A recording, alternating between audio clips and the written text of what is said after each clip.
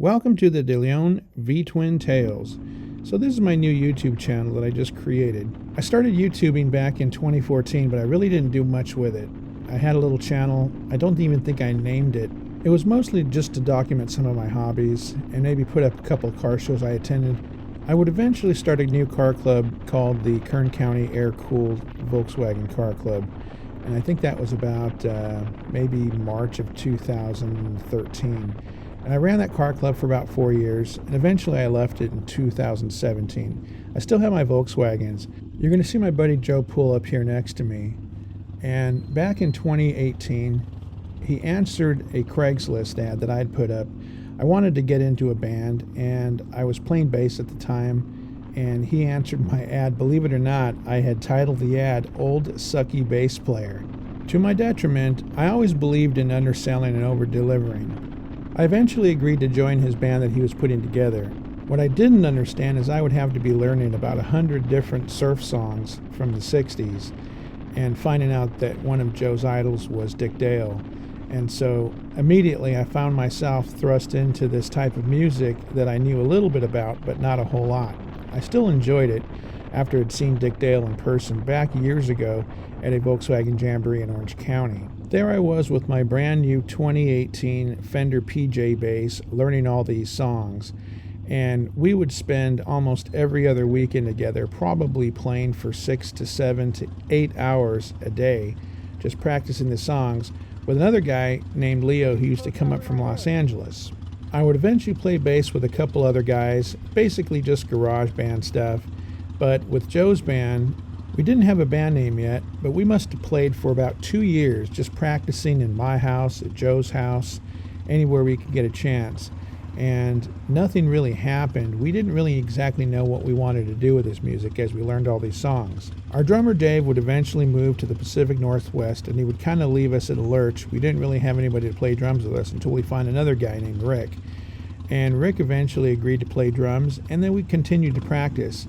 But still, we didn't really have any aspirations to do anything with the music or play live, until our drummer spent some time up at a winery in Tehachapi, and he was noticing that they were looking for different musical acts to play there. And so he had notified us about this particular place, and we decided to go up and check it out ourselves. And we would eventually gig about 3 times there. The first couple of gigs didn't go too bad. I still didn't think we were really ready, but we went and played anyway.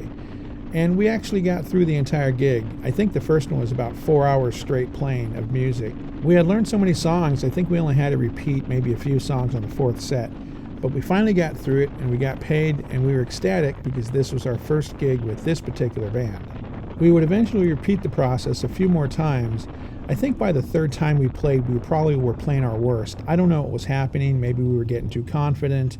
Who knows? But anyway, the 4th gig never happened. I ended up in the hospital with COVID.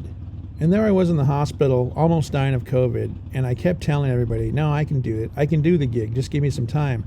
I also had some other responsibilities because I had also belonged to a car club council, and I had a car club that I had to attend and sell t-shirts at about a weekend after I got COVID.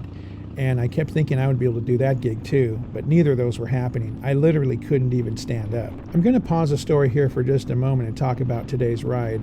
So it is a crisp winter morning, probably about 10 o'clock here, and we are going to ride from Bakersfield to Wasco, California. And so this is going to probably be about maybe a 40-minute ride or so. We're going to stop through the city of Shafter. I have family that lives in the city of Shafter, and I also have family that lives in Wasco. I was hoping I can stop at my cousin's barber shop and go see how he's doing, but I don't think he works there on the weekends. My son really needs a haircut bad, and I mean bad. In case you were wondering, I'm riding a 2021 Iron 883 in black. My buddy Joe is riding a 2019 Sportster 48 with AMF colors. I myself am a new rider, where Joe's been probably riding since he was 16 years old, so he's got a lot of years, and he's probably got about 30 to 35 motorcycles in his garage. Someday I'll put a video up of his garage where you can see all of his trophies. He's an ex-motocross racer from the 70s, and I think he's actually raced all the way up into the early 2000s, but he doesn't race anymore. We're going to try to get a few more rides in before we have to put the bikes away due to cold. Where he lives is probably about 28, 29 degrees, and those aren't really good riding conditions. Even though he wears heated gear in those conditions, by the time he got to my house, it was about maybe 50, 51 degrees, but his hands were literally white and he couldn't get the circulation back in them from the ride from his house. I was originally to do my commentary while on the bike, but I noticed I had a lot of road noise. I actually brought one of my Rode wireless mics with me, but I was having some trouble with it, and I decided not to use it, so hence the road noise, and I decided just to go do a voiceover instead. I don't know, maybe I'll keep doing it this way. I like the way my voice sounds much clearer, and I can just enjoy the ride without having to talk. I'll pick up my story here where I left off. So we were last talking about when I was in the hospital with COVID, and this would have been about October 2021. I was in there for about 12 days. It was literally the worst time I've ever had. I've really never spent a whole lot of time in a hospital, but I would have to say probably the first couple of days I was really completely out of it. I didn't really know what was going on. And then this kind of weird dementia type of thing started setting in. I didn't really know where I was at, and I really didn't know what was going on. And it took me a while to come out of all that. I don't know if it was the drugs that were pumped into me or what, but it was really a bad scene. There I was laying in that hospital completely in pain. I can't even describe the pain, but it was coupled with this state of paranoia. I felt like they were doing experiments on me, and I couldn't tell exactly where I was. I couldn't get my bearings. Every time a helicopter would land on top of the building, it was kind of this panic situation, and I just wanted to see what it looked like outside. I wanted to see the sun or the sky or something, and I was completely all turned around, and I was literally going crazy in there. They would bring me 3 meals a day, and I couldn't eat any of them. Everything smelled horrible, everything tasted horrible, and it was just this feeling of just complete, like my friend Leo told me, another Leo that I knew, he also had COVID, and he said it just felt like death. I would eventually get out of the hospital and spend the next 3 months in my house on oxygen, barely able to move, having almost no control of my bladder, and literally not being able to get up off the chair. I would have to hold myself on everything just to get across the room to the bathroom. Literally the worst experience I've ever had. Even 2 years later, I still suffer with some of the COVID effects, like very weak muscular legs. Sometimes I get pains in my hands. I get pains in my wrists. Maybe it's arthritis or something else. Maybe it's just I'm getting older. But it sure does feel like what I kind of gained with getting COVID. So now we are here, kind of headed out of the north side of Bakersfield, kind of almost to the very edge of it, where we're going to be heading into the Shafter area. I'll just take a little break here. I love listening to the way the bike sounds.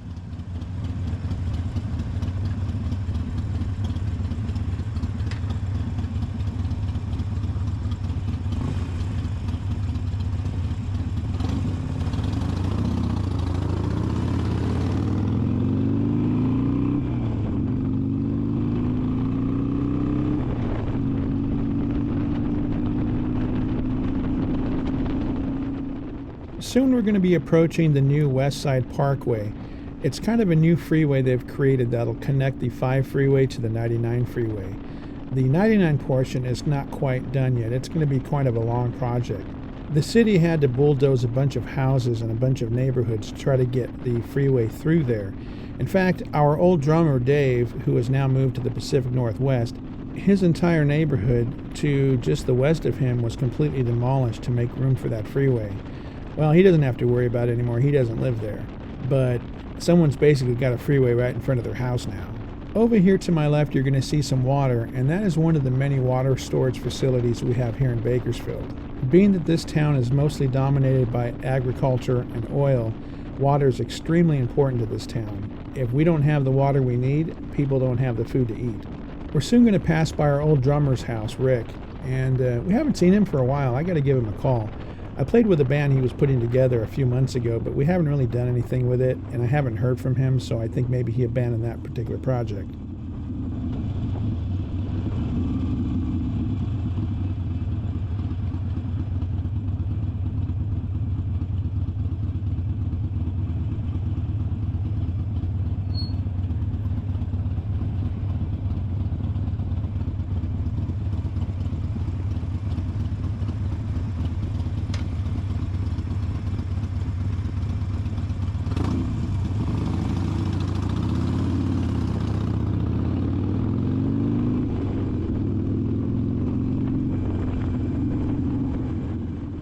Some of the roads start to get a little sketchy out here, so you might see me dodging and weaving these potholes and chunks of asphalt that are sticking up.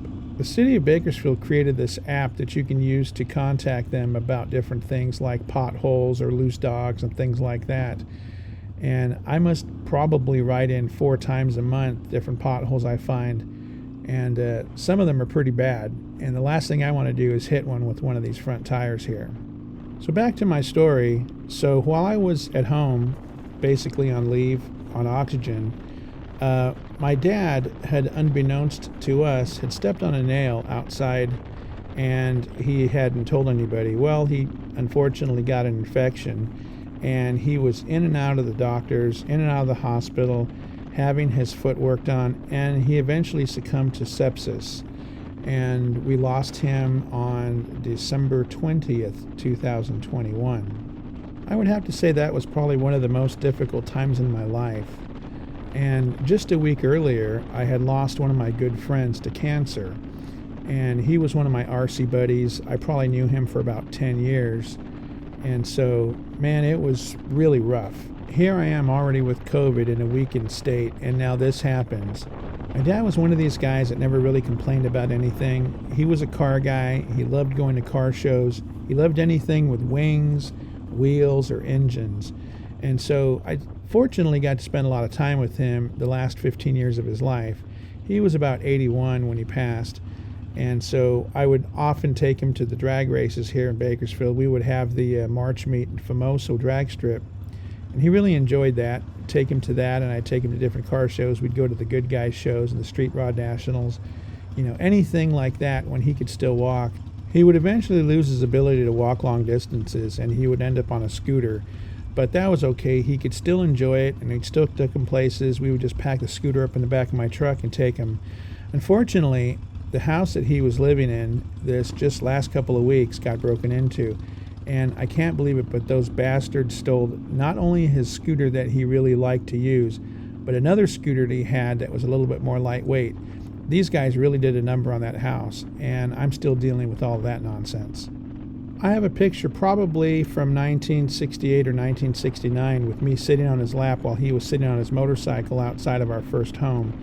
And so I know he had a motorcycle for a while. I don't exactly know how long he had it, but I think my mom eventually had him get rid of it after I was born. After he passed, I would spend the next year with my mom, helping her get her finances into order, helping her get her house paid off, and basically just doing things that would allow her to live comfortably so she didn't have to worry about bills and stuff, getting all these things paid automatically and stuff. Unfortunately, she would have a heart attack and pass the following February, on February 25th, 2023. This upcoming Christmas will be my first Christmas without my mom and my second Christmas without my dad. And so I don't really know how to think about that. I'll be spending time with the in-laws and my family, but it's kind of still fresh. And I put myself in therapy to try to get my life in order and try to figure out some of this stuff. And I'm still figuring it out. I think this motorcycle is definitely helping out. It definitely is clearing my head when I just get on it and take off for a ride. One of the things my wife and I talk about is that I would have this bike as kind of a commuter bike. It's just when I wanted to go on solo rides. But eventually we were going to get something bigger. And originally I was looking at something like maybe a Road King. Man, those Road Kings are beautiful. But after thinking about it, and also thinking about the strength I have in my legs, I'm thinking that maybe riding 2-up is not the greatest thing in the world right now. And so we're considering looking at a trike instead. Maybe that's kind of the way we're going to go. The wife really wants to spend some time with me on this motorcycle, and maybe we'll even join the Hog Club or something like that to go on more rides. But we would definitely like to take something out to the coast every once in a while, or maybe up to the mountains. That Harley-Davidson freewheeler looks pretty nice. It's basically a Road King with 2 wheels in the back. After hearing stories from Joe about dropping his bagger and not being able to pick it back up on his own, and then hearing some stories from the Hog members telling me that everyone in there has dropped their bike at least once, I'm thinking I might just go ahead and avoid that whole thing and just go for a trike. We're kind of headed out of town now, and we're definitely headed on our way to Shafter. So this is just going to kind of be a straight shot all the way through. We'll be able to go ahead and do a little bit more speed here. A few years ago, there wasn't anything out here but scrub brush. And even though it kind of looks like that still, a lot of stuff's been happening in this area. One thing I can tell you is that the houses have been starting to connect both cities of Bakersfield and Shafter. And what you're seeing is a lot of people who want to move out to this area to really get out of town. Also, another thing we're noticing, a lot of distribution centers are starting to move out here. And so they're kind of providing a pipeline from Northern California to Southern California. Shafter is now home to one of the larger Target distribution centers, so it provides a lot of jobs in the area. Also, Amazon is kind of moving out here too, so there's a new Amazon place moving up. If California continues on this oil crusade, eventually they're going to be closing down all of these oil facilities, and we will all eventually work for either Target or Walmart. The one thing I don't think people think about is the oil industry doesn't just service the oil companies. You have a lot of ancillary companies that actually service the oil industry. You've got companies that provide tooling, you have companies that provide transportation, companies that provide logistics, and so all of these things are kind of all intertwined in the oil industry. In my own industry, which is the printing industry, we've seen the drop-off. There was a lot of companies that used to deal with us that were oil providers, and they no longer deal with us anymore because they've moved out of town. It's all interconnected, and I really don't know what people are going to do. I've known people who were pipe fitters and electricians, and they were working in those fields, but within the oil industry, and a lot of them have either lost their jobs or they've had to move out of state. And some of them, in fact, a lot of them have moved to Texas. Many of my friends went on to go and get solar jobs, but those were temporary. So basically they were helping create some of the solar farms in town. But once those were built, the jobs were no longer there, so they had to find something completely different again. Now, one of the things that you may or may not know about, especially if you're in California, is you keep hearing about high-speed rail. And so high-speed rail has been this kind of boondoggle thing that's happened in the last 10 years or so. I remember when it was first voted upon, people were really excited about the possibility of being able to get from Los Angeles to Bakersfield in record time. Unfortunately, they couldn't figure out how to get through the mountains, and that entire effort was abandoned. Well, what we have in place now is a rail line that's going to basically get from Bakersfield, and as a matter of fact, it's not really Bakersfield. I would probably say it's closer to Shafter, and it's going to go from Shafter to Madera. And so what you're looking at right now is exactly where this new rail line is going to go. If you look just to your right, you're going to see that there's a rail line right there already. Well, that's the Amtrak that already runs up and down Central California. And this Amtrak starts, I think, somewhere out in Mojave and eventually turns into Bakersfield and then goes up into the Northern California area. Well, they've already got sort of what you would consider high-speed rail. But now they've got a separate line that they're building, but it's not built yet because they've ran out of money yet again. I don't know how many billions they're already into this thing. I don't think it's ever going to be built. But even when it is built, do you see a whole lot of bustling business out here? I really don't. And so I don't know where all these people are going to be traveling from when going between Shafter and Madera. But it's not really what I would call a central hub of business. It's going to be really interesting when they get finished with this project, if they ever do at all. And when they do get finished with it, I don't exactly know who's going to be able to afford the ticket to go on that ride or what their purpose is going to be, because again, there really isn't any business out here. And so I don't know who's going to be actually getting on that train and going back and forth. Later on in this ride, I'm going to show you some of the construction they've already built for that train near the city of Wasco. I'm going to go ahead and speed up the video here just to get closer to the city of Shafter, and then we can continue at a regular pace.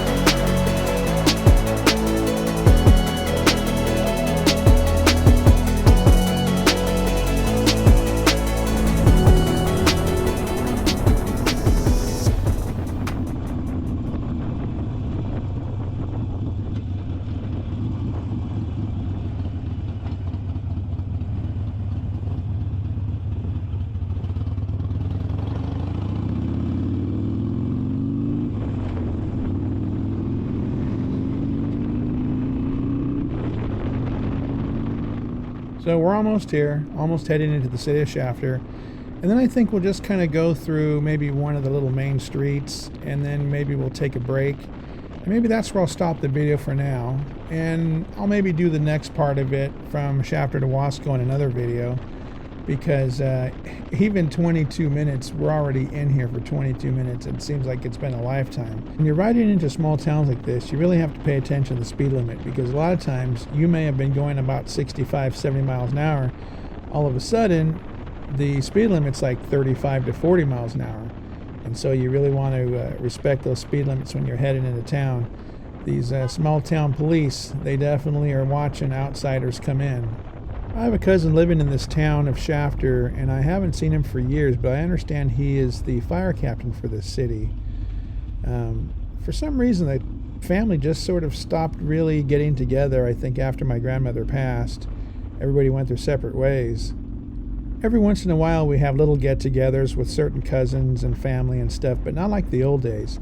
The old days, when all the parents were still around, we would literally have 40 people in one small house in Wasco where my grandmother lived, and that's where we would spend our Thanksgivings and Christmas. So these little towns, you know, as slow as they are and stuff, they really hold like a really important place in my memory, because I spent a lot of time here.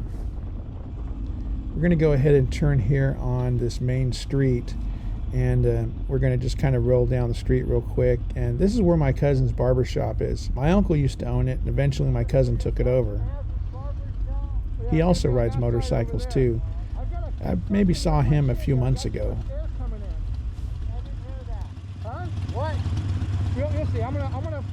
Here I'm motioning to Joe that I got to fix my balaclava. It's not really sitting right, and it might look like it's nice and sunny out here, but it's probably about 51 degrees, and it is freezing.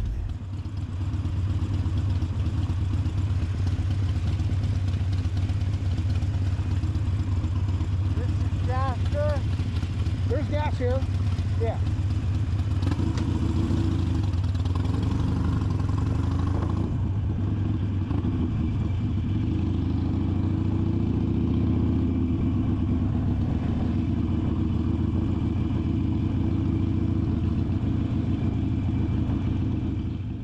And there's a little deluxe barber shop to the right there.